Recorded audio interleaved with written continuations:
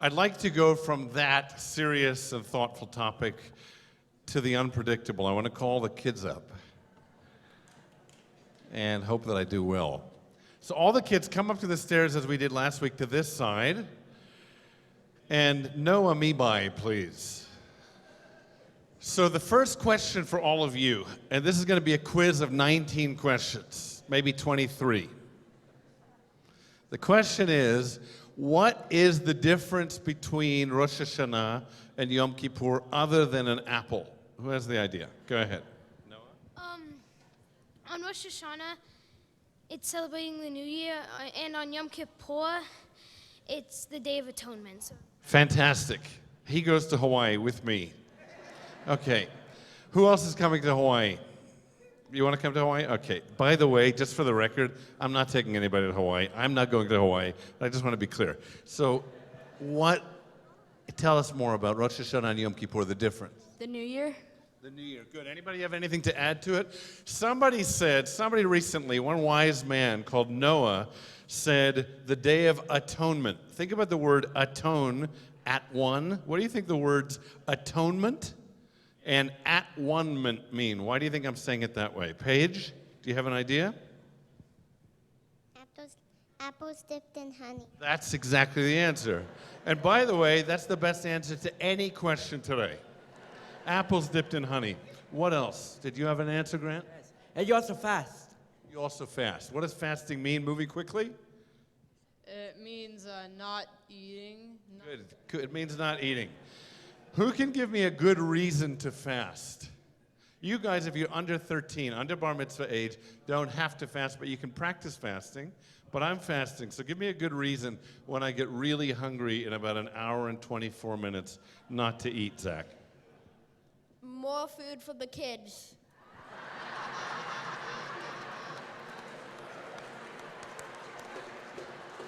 I think I'm in trouble.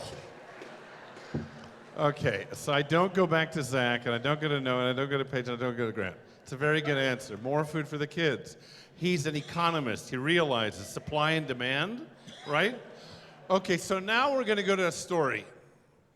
We're going to go to a story. Who has a few ingredients? You know how this works, Grant? Okay, you're going to give me one, Zach? Why am I scared? Go ahead. Just to make this fun, dragon. A dragon. Rosh Hashanah, Yom Kippur, apples dipped in honey, fasting, and a dragon. Okay, let's hear somebody we haven't heard from. Jacob, do you have one? A crazy chef. A crazy chef and a dragon on a day of fasting. You're making me a little uncomfortable, but that's good. One more. Pie. Pies? Now you're making me really hungry, okay. A crazy chef, a dragon, and pies. Let's get out of the kitchen. Who wants to just call something out? One of the girls? Guinea pig? I don't know how this is going to work. I'm not going to cook the guinea pig into a pie, I promise. I've seen Sweeney Todd. We're not going there. So we have a crazy chef, a dragon, a pie, and a guinea pig. I need one more that doesn't belong in a kitchen. I'm not saying the guinea pig does. Olivia, nice and loudly. Liv. You. That Liv. What's that? A unicorn. Okay. All right. So I want somebody, if anybody here has a bow tie on, I want you to tell me the first sentence of the story, and I'll take it from there. By the way, can I just ask you to stand up? You look so handsome. So I just want everybody to see just quite how handsome you look, right? So how should we start the story? Give me a first sentence.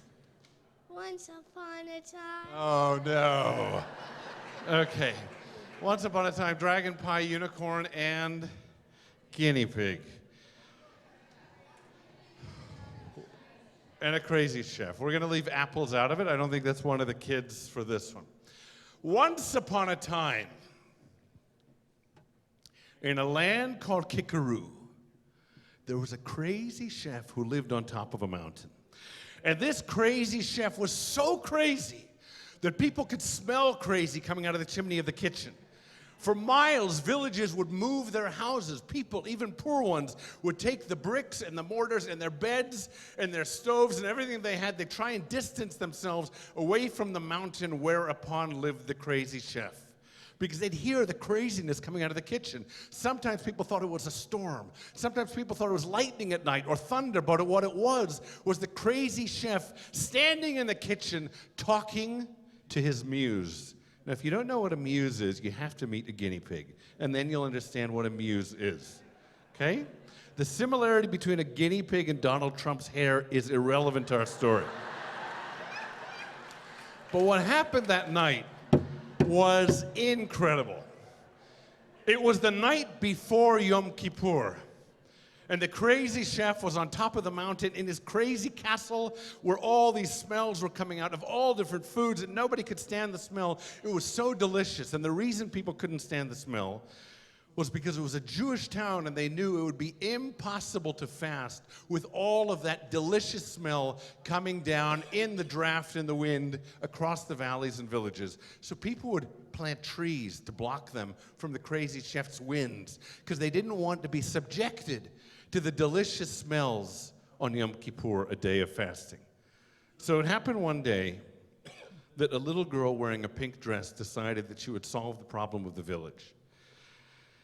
And she put on her best pink shoes that had little laces and flowers on both shoes and a little button on one. And she started on her path, looking up at the mountain toward where the crazy chef lived, and she decided, I have to meet the crazy chef. And her parents, every night when she said, what does he look like? What does he sound like? How do we know he's crazy? Why do we put these names on people we've never met? One day, she decided, despite her parents' teachings, she would head up the mountain. So she laced up her two little shoes with the little laces and with the flowers, and one of them had a button on it. And she started walking. At first, the ground was very level and easy, but then the winds came and the smells of the foods kept wafting against her, and she was pushed backwards by smells of butter and bread and cakes and cookies. But she said more and more, I have to go against the smells of food. I have to make it up the mountain to meet this chef and find out if he's truly crazy. And she climbed and she climbed and she came to a point in the mountain where the mountain ended and there was a crevasse, which is like a cravat but different. There was a crevasse in the rock, a giant opening larger than Zach, who stands this tall.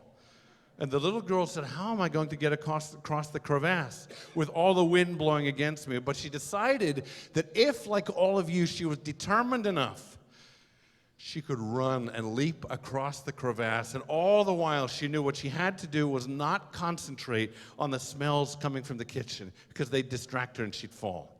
So there was a moment when she stepped back 8 paces and she looked down at her shoes, she looked at the flowers and the little button, and on the little button was a little sign. It said, "You go, girl." And she knelt down and she started running and running and running, and instead of looking down at the crevasse, because you never look at your obstacles, you look right through them, she ran and she leapt right over the crevasse and ended up closer to the mountaintop than anybody had ever been. And now, as she approached the mountaintop, the crazy smells of delicious cookies, she could smell cherry pie in the air, and apple and cinnamon and butter cakes and scones. And as she was heading toward the top of the mountain, she heard a giant roar. And she thought, it can't be the crazy chef.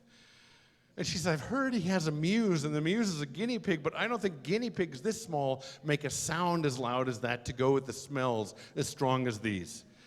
So it was at that moment that she decided to go against her fear, and she looked back down at her right shoe with the flowers and the beads, and on it the little thing that said, "You go, girl," and she decided to go ahead. And she walked up toward the sound, and she realized that as she got closer, the roaring got louder and louder and louder, and she walked toward it, and it felt like she was walking backwards because the smells and the wind and the roaring from this giant dragon were pushing her back down toward the village where it thought she belonged. But every step forward, she would look down at her right foot and see a little button that said, "You go, girl." And she carried on.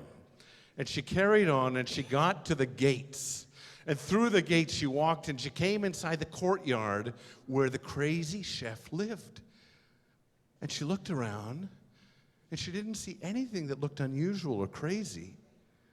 And she looked up at the chimney where the kitchen was, and she didn't see anything crazy. And what she heard inside was what surprised her the most.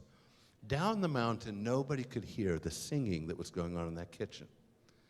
And she went up toward the kitchen, and she put her little ear against the big window, and she listened, and she could hear yabba boy boy boy boy boy boy boy boy, yabba boy boy boy boy boy boy boy.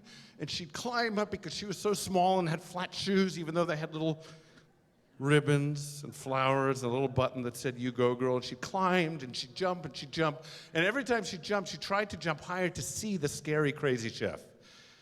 And there was one moment when she saw the top of his head, and that was all. And she realized, looking down at her right shoe and seeing what the button said. Do you guys remember what the button said? It's exactly what it said.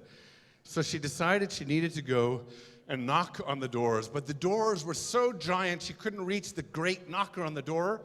So she took pebbles that were more her size and she tossed them up at the window, hoping that the crazy chef wouldn't get angry, that his dragon wouldn't come out of its lair and grab her, that the guinea pig wouldn't pull her in.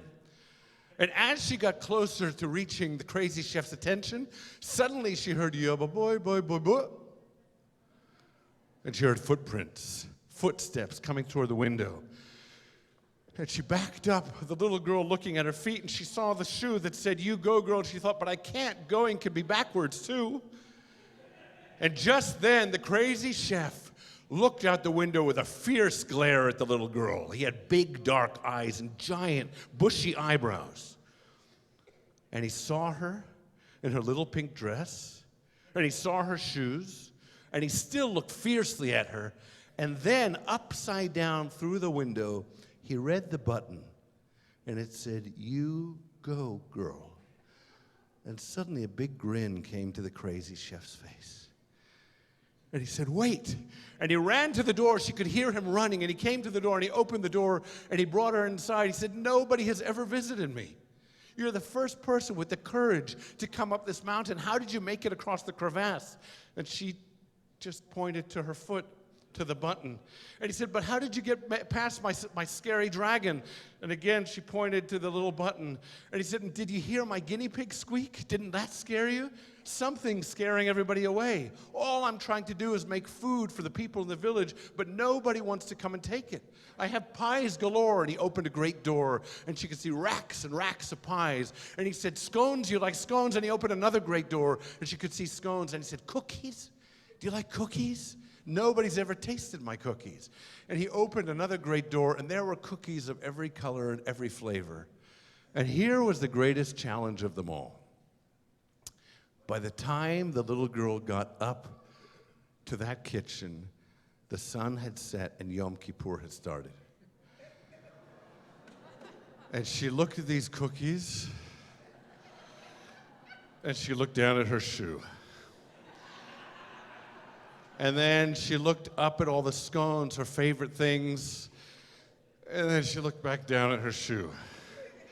And then she looked at all the pies, including the cherry pies, and some of them had cherry bubbling out of them because they was right out of the oven. And she looked at her shoe and said to the crazy chef, "I can't." And the crazy chef said, "But why?" And she said, "Because it's Yom Kippur." And the crazy chef looked at her, and he sat down, and he said, "Never in my life have I met anybody with the determination and strength that you have. Never in my life." He said, "Will you do one thing for me? If you'll come back here every day, I'll give you pie after Yom Kippur. And every afternoon at 4 o'clock, I'll give you scones and tea. And every morning on the way to school, I'll give you cookies to take to all of your class. But will you do one thing for me?" He pulled a button off his shirt, and he handed it to her, and he said, "But wait." And he went to the kitchen, and he got some icing. It's all he had. He couldn't write. He wasn't a man of words. And he put down the icing pen next to the button, and he said to the girl, "Will you write something like you wrote on your shoe for me? Because I need that strength. I need that reminder of who I am and what I can be my whole life."